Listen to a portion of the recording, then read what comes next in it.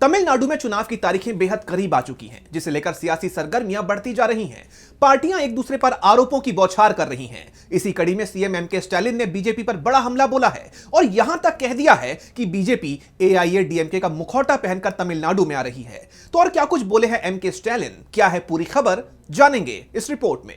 तमिलनाडु में 23 अप्रैल को चुनाव होने हैं, जिसमें अब गिनती के दिन बचे हैं और जैसे जैसे ये दिन करीब आ रहे हैं वैसे वैसे सियासी पारा हाई होता जा रहा है। सियासी दल एक दूसरे पर आरोपों की बौछार कर रहे हैं। इसी कड़ी में सीएम एमके स्टालिन ने बीजेपी और टीवीके पर बड़ा आरोप लगाया।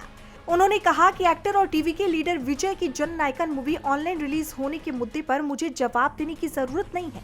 पलानीस्वामी हार से निराश हैं और इसलिए वो हम पर कमेंट करते हैं। मैं जहां भी जाता हूं सुबह की सैर करता हूं, क्योंकि चुनाव का समय है। लोग खुशी खुशी मुझसे मिल रहे हैं और वो कह रहे हैं कि डीएमके को वोट देंगे, जो हौसला बढ़ाने वाली बात है। सच तो ये है कि बीजेपी एआईएडीएमके का मुखौटा पहनकर तमिलनाडु में आ रही है। जैसे आप जानते हैं कि स्टालिन लगातार बीजेपी पर हमलावर हैं। वो पहले भी कई बार कह चुके हैं कि बीजेपी अल्पसंख्यकों के मन में असुरक्षा की भावना पैदा कर रही है।